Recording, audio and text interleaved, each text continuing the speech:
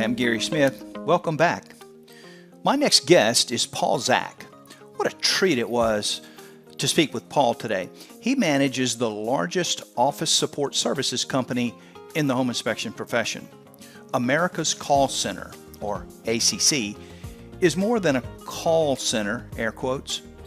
It's a 60-plus employee and growing home inspector partner. Whether you're a one-man shop or a growing multi-inspector company, their approach and commitment to your business success is something they take very seriously. So enjoy my conversation with Paul Zak. Welcome, Paul Zak. Thank you. Thank you, Gary. You're very welcome. You have a BS in chemical engineering from Rochester and an MBA at University of Colorado in Denver. You were the business analyst at McDonnell Douglas, director of product development at Sprint. But I want to know about a patent you have on low dispersion infrared glass. It is, Gary, it's really interesting you brought that up. That was back in my early engineering days, and I was working for Texas Instruments as an engineer doing research and development. Now, remember, this is in the 1980 timeframe. So infrared technology was in its infancy, and it was really only used for military applications because it was so darn expensive. Right. You know, these were the large night vision equipment that would go aboard like aircraft carriers and battleships and tanks and the large helicopters. And so as part of that infrared equipment, you know, it has this special glass lens that filters out all the other frequencies of light except the infrared spectrum. And then the electromechanics behind that turn that into an image. So as a chemical engineer back then, I was charged with developing new forms of that glass lens out of different materials that could be shrunk down and made into a much smaller unit that could be mounted. They wanted, at that time, they had this vision of mounting them on every rifle in the Army. Of course, back then that was amazing. It would be amazing. Well, of course, now we know it's everyday technology. Sure, yeah. So I was really involved in a lot of infrared materials development back in my early days at Texas Instruments. Here's the interesting part. And by the way, we did do it. We did it. Got a patent on it. It was a big deal. TI. It was a very proud day. Fantastic. But I'll tell you, you know, here's a funny story about it. So, you know, as time went on, you know, back then, I remember saying to my boss, now I was just a 25-year-old, right? I didn't know anything about the business world. I said to my boss, I said, you know, this infrared technology has some great applications. We could do it in other commercial uses besides the military. You know what his remark to me was? He says, well, if it's not $1 billion market, Texas Instruments doesn't really want to look at it. And as a 25-year-old, I said, well, okay. And I just went on with, you know, the rest of my life. But back then, if I had said, no, wait a minute here, I see applications for this. Do you know all the thermal cameras inspectors would be holding right now? They'd be called the Zak 3000. That's fantastic. Yeah, that's quite a story.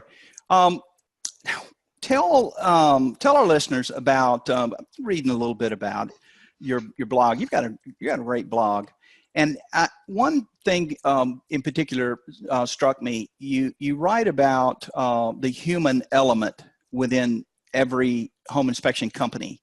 Explain what you mean by the human element of an inspection company. The human element, yes. You know, we're all human beings, right? And we all, you know, we all know what we like. We all know what gives us a great experience. Each of us humans, each of us people. And so if you think about just the whole home inspection process, and when I say the process, I mean from the very first point that home buyer or that real estate agent interacts with the inspector's company, all the way through to the scheduling and the booking and the logistics, and then of getting everything set up, then the actual inspection itself, then the post-inspection experience with the report, the questions that come in, those kind of, you think of that whole process, the more you can make the real estate agent and the home buyer feel like a valued customer, as they go through that whole process, Sure. to them it feels like I had a great experience. So that's where the human element comes in. Yes, the inspector himself or herself has a huge part of that while they're on site doing the inspection. But from the very first point of contact, whether it's text, email, phone, however it might be, that whole Right. process all the way through, including the inspection, and then post-inspection where questions come in by email or text or phone again, that's all part of that experience that is always top-notch when there's the human element involved. I see a lot of technologies coming out these days that are trying to remove the human element. And in our business, in the home inspection business, it's total service related. We use technology as tools, no doubt about it, right? To enhance our brand, to enhance our efficiency, to enhance communication, but we should never forget that it all begins and ends with the human element. I couldn't agree more. It's the inspector, it's its inspector, it's whoever he has helping him, wherever he has helping him on his phones, email, text, wherever he has helping him doing his marketing, his additional inspectors he brings on board, all of that, can never forget the human element. Yeah, I couldn't agree more. When we begin to lose touch with our customer, that's really a sign. You also write there's a over obsession with revenue in our industry, and you talk about the revenue. I think every home inspector, especially the older ones, this conundrum between the profit and the revenue. But you mentioned that there seems to be a focus on revenue more so than on the profit side. Talk about that a minute. Yes. So as you think every inspection company owner is a business owner. I'm a business owner. We measure our businesses, several different metrics. And one of the big one is revenue. We talk about, well, how big's your company? Well, some inspectors, they also say, well, I have this many inspectors in my company, or I did this many inspections. And another metric we use is, well, I did this much in revenue. And I know there are groups out there, networking groups, coaching groups and whatnot. And one of the things that they focus an awful lot on is what's your revenue? And we're going to get you from this revenue to that revenue, which I think is awesome. We all need, as business owners, we really do need the help of other business owners. And it's a big world out there. And as a business owner, sometimes we feel like we're stuck on an island and nobody understands our world. Well, other inspection company owners, other business owners do understand our world. And this thing about focusing on revenue, it's a really important measurement. But I would suggest that just as important a measurement, if not more, to the long-term sustainability of any company is the profit. Because without profit, you don't have the fuel for the company to invest in the next round of revenue for the next year. And so without that profit, so I see a lot and I hear a lot about revenue, and we can get your revenue up to here and revenue this, revenue that, but I don't hear enough about, well, how are you managing your costs, right? So that you have healthy costs, growth-oriented costs, and then you have profit left over at the end so you can invest back into the business to get to the next level of growth. So here's what I would love to see. I would love, in the next couple of years, I go to a lot of inspection conferences, talk to a ton of inspectors like yourself, Gary, and I would love, when we as business people talk about our businesses, we bring up 3 metrics. We say, oh yeah, last year I hit such and such in revenue, and my profit margin was such and such, and my take home, my net that I invested back in my business was such and such percent. We only talk about the one. We don't talk about those other 2. That's a healthy business. So I just think there's too much obsession on revenue. It's a good topic, but it's only like reading half a book. We're not reading the rest of the book. Right. Something I noticed, and it seems to permeate even the inspections report writing software to everything. It seems to be the word of the decade: integration. talk to me about integration and how important it is, or how it's changed your business model. I know everyone talks about ISN, and we're integrated with this, and we're integrated with the software company. Talk about this process of integration and how you see that has changed our industry over the years. That has been, Gary, that has been a huge change. You know, I've been in this for, well, ACC's been in this business for 20 years. I've been blessed to have been part of this for the last 15 years. And yes, that is one of the big changes I've seen in the industry for the positive, is this integration. We all remember the days, and yourself and your listeners who have been around for a while remember the days of where everything was disconnected. Your report writing software was not connected to anything else. So you had to type everything in. You know, your order taking process, how you set up your orders, and the process of arranging those orders and fulfilling and processing those so that you had an inspection ready to go. That was disconnected from your report writing software. Some inspectors might have spreadsheets or some homemade software where they're trying to keep track of their business. All this stuff required manual entry over and over. It was a waste of time for a lot of people, and it was terribly inefficient. Nowadays, you know, there should never be any report writer, business management software like ISN and our others, or any service such as ours as the inspector's office, that isn't fully integrated with all those points, so that you as an inspection company owner don't have to worry about, is this stuff talking to each other? Am I going to have myself or pay somebody to manually re-enter this stuff over and over again? Well, years ago, that was a huge problem and a waste of time.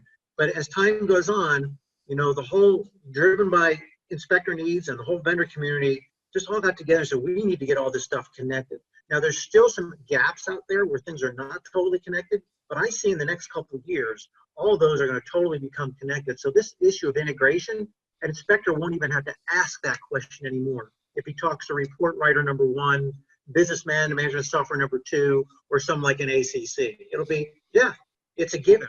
Yeah, it's almost a default. Yeah. Mm-hmm. Yeah. Mm-hmm. Yeah. You don't even have to ask the question anymore. It just happens. Mm-hmm. Mm-hmm. Mm-hmm. So you mentioned a little earlier that when you took over, you took over in a pretty tough time. You took over there in 03, 04, and in a real proactive way, and worked into 05, which was really good, 06, and then all of a sudden we run into this huge recession. Yeah. A monster, an absolute, monster. How did you guys, talk about that recession and how you managed to work through it?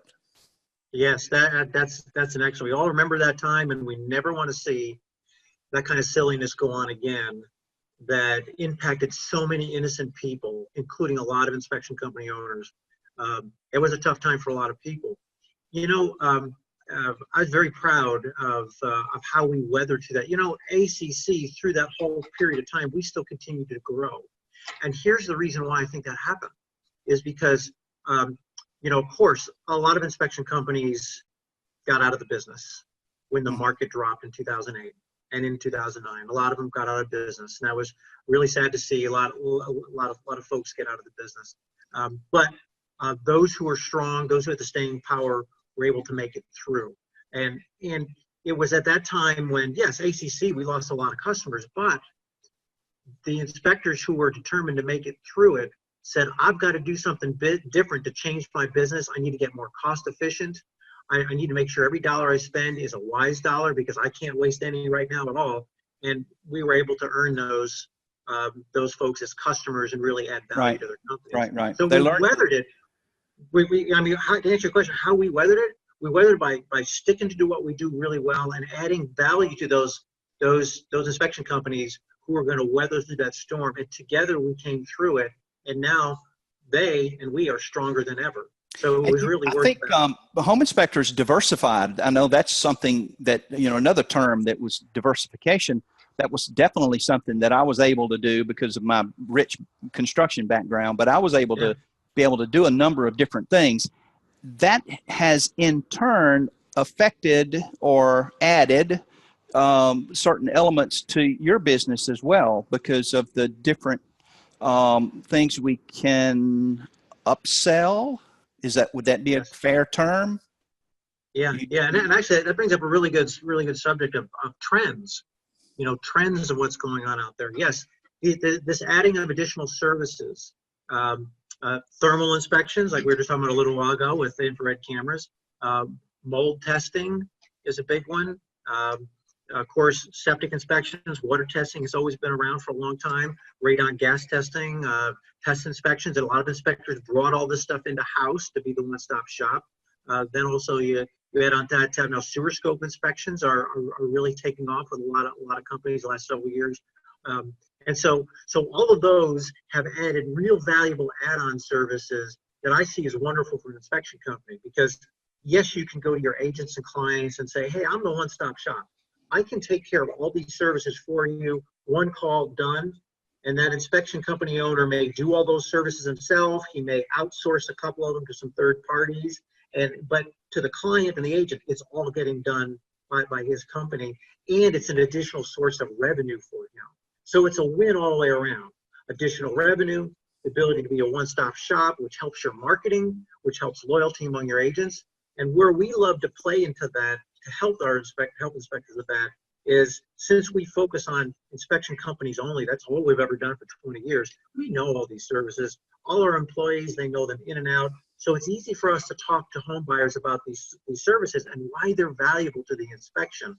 And that way we're really good at doing the add-on upselling or add-on ancillary add-on services, so we can provide more value to our customer, the inspector, but also more value to his clients and agents. So in the end, everybody's happy.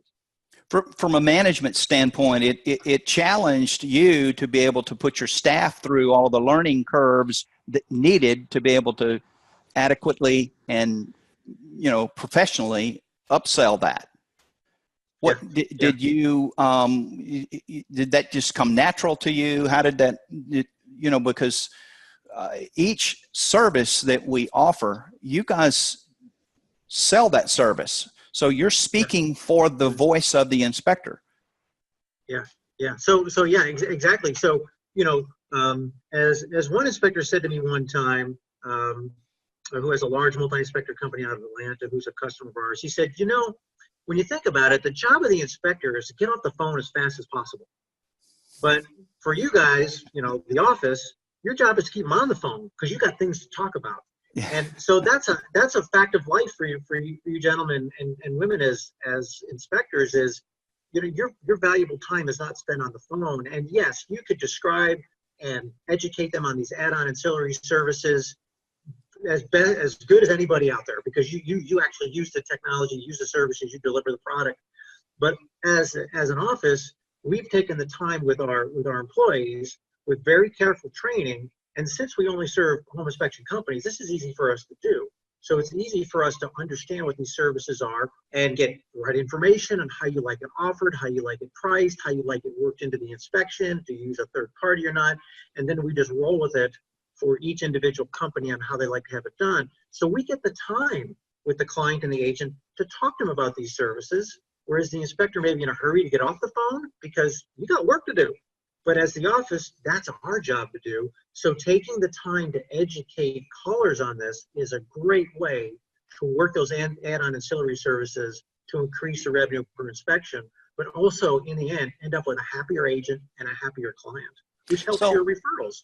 So when we think about a call center, we think, what comes to mind, for me, certainly, is a huge room with lots of cubicles, with lots of folks answering the phone, and so take us through your setup and put out the fire that it is a huge sweatshop filled with low-paid employees from India, no less. Oh, good Midwesterners here at AZC. So I'll tell you. So that is one of the things that is actually this huge reason why we don't call ourselves America's Call Center anymore. We're ACC. In fact, we have banned that CC word around here, call center. I know it's still used out in the industry, and we roll with it, but we're very much not. And one of the ways that we do that, Gary, is there's not a big room with a bunch of people in it.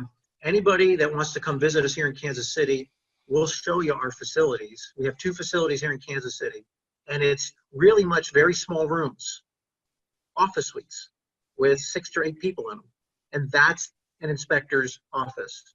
Next room next to him, another room of 6 to 8 people. That's an inspector's office. So we divide ourselves into these smaller teams. So to our customers, there's not 60 to 100 people answering the phone. There's 6. There's 6. And that allows those 6 people to learn about his company and his uniquenesses and how he wants things done, so we can deliver personal service. Right. So when you have these 6, does dialect matter? In other words, if a caller from South Mississippi, which is obviously you can tell I'm from the South, and someone answers the phone and they are in Kansas City or wherever they are, the dialect is going to change. Have you had any conversations with how that aspect of it? The client picks up the phone, they call the inspector, the ACC answers the phone, and they obviously know they don't have someone from the South answering the phone. Has that ever been a problem? Has that ever been a challenge? That has never been a problem. Been a problem. And of course, we serve inspection companies all through the Deep South, as well as all through the Northeast. Even into the infamous New York City and Long Island accent. I would think. Where yes. So the caller may know. So let's say someone from deep Mississippi calls one of our Mississippi inspection companies, and they get the inspector's friendly office here in Kansas City. Sure. So the caller's going to know, well, you weren't born here because you don't sound like you were born here. That's right. You're not from around here. Yeah, you're not from around here. But that's where, especially with the fine people we hire, we just have a friendly, pleasant conversation with them. So, and to them, we are there. We just happen to be, how people move around these days. We just happen to be somebody, who moved to Mississippi from some other part of the country, and here we are working for an inspection company. So it never really gets into the way because everything else we do is local. So everything else, we know all the local stuff, we know all the local streets and towns and everything, and so that all gets quickly out of the way. The only thing that they know is that we weren't born and raised in Mississippi, but hey, we happen to have moved there, and we're working for the inspector. So that's really never been a problem. Talk to us about a little bit more about the business aspect of it. I know a lot of our listeners are home inspectors, and they just want to know what's going on. And they react to money. Talk about the 3 pricing structures that you have. So you mean the pricing structures that we see inspection companies use, or that we use? You guys have 3 different pricing structures that you advertise on your website. Oh yes. Okay. Yeah. So there's we try to keep things real simple. Life is complicated enough, so we try to keep things simple. Sure. So our pricing is pretty simple. So for our services, for each inspection appointment that we book for one of our customers, and we do all the follow-up to get all the arrangements done and make sure everybody's on board and all the third-party services are there and access to the appointment's been gained and all the email addresses are had, the pricing is all correct and everybody's on the same page, so we can guide the inspector in. Once he completes that inspection appointment on site, then our per appointment fee applies, which is usually $21 per appointment. The second part of our pricing is a monthly base rate. And the monthly base rate is really determined on the nature of that inspection company. Because, Gary, inspection companies are all shapes and sizes. So there should not be one size fits all. But we try to break it down into something simple. So you have inspectors who are fairly new to the business. So we call them beginning inspection companies. So we have a certain base rate for them because they're just starting their companies. Then you have inspectors who have been in business for a while, and they're maybe still a one-man company, and they're getting pretty busy. So we call that an established one inspector company. We have a base rate for that. And then you have multi-inspector companies, which are really all shapes and sizes, because you could have a multi-inspector company with 4 inspectors, but they may be doing the volume of really 2 inspectors that are really busy. It just happens to be 4 inspectors. So we custom quote all our multi-inspector companies so it fits their business and where their business is in their business life cycle. So we have a monthly base rate, a per appointment fee, and then that third component is just a one-time fee for the process we go through to onboard a customer, learn his company, learn his ins and outs and all his preferences, his scheduling, his pricing, his services, how he likes to do everything to get him onboarded with us. That's just a one-time fee. Interesting enough. Yeah, very good. And so how many employees do you have? What's your staff? 20, 50, 150? How many people? Currently right now we're at 60. 60? Again, all divided into small teams. Yeah. And we're continuing to hire. So if you know any good people, Gary, please send them my way. We only hire the best, but send them our way. We're continuing to hire because we're blessed with some really good growth. We're also blessed, and here's another trend that I've seen in the industry that you may have noticed, that some of your listeners may have well, is that, as time has gone on, inspection company owners are getting more business savvy than they were 10 years ago. And part of that busy savviness is understanding that, hey, as an inspector owning a company, I can't do everything myself. I used to think I could, but I can't. And I don't like doing some of that stuff. So I'm going to go find somebody who can do some marketing for me. So they'll look for somebody part-time to do a little marketing for them, hitting the agent's offices, because maybe the inspector didn't like that. He gets a better return. Then his business grows faster. Then he goes, oh, wait a minute, I need help now with these emails, text messages, phone calls. And the old model used to be, well, I'll just tough it out myself. Then it evolved into, well, I'll hire somebody. But that turned out to be expensive because he's got to find somebody, train them, put them in front of a phone, and hold his breath. They don't leave him a couple months later for 50 cents an hour more with somebody else. Then he's got to start all over again. The hiring headaches are a pain.